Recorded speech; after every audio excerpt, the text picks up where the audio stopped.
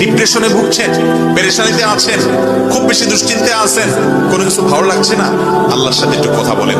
আল্লাহ, আপনি আমার সৃষ্টিকর্তা, আপনি আমার মালিক, আপনার কাছে আমার ফিরে যেতে হবে। আপনার কত অবাধ্য হয়েছি, কত নাফরমানি করেছি, কত সীমা লঙ্ঘন করেছি, কত নির্দেশ অমান্য করেছি, কত নিষেধ লঙ্ঘন করেছি। আল্লাহ, এগুলোর জন্য পাকড়াও করলে আমার কোনো উপায় থাকবে না। মালিক, এখনো নাকের ডগা নিঃশ্বাস আছে, এখনো ক্ষমা চাওয়ার সুযোগ আছে।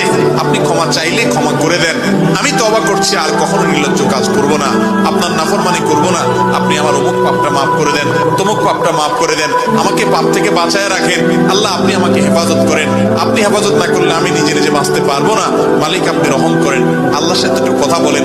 আল্লাহর কসম, সালহাতুস সঙ্গে বুদি দিল খারাস, আজমুদে এক জামানা খাকে বাস। পাথর হয়ে বহুদিন ছিলেন ভাই, একটু আল্লাহর সাথে কথা বলেন, চোখের পানি ফেলেন, দোয়া করেন, বিশেষ করে ভোর রাতের দোয়া, ভোর রাতের দোয়া।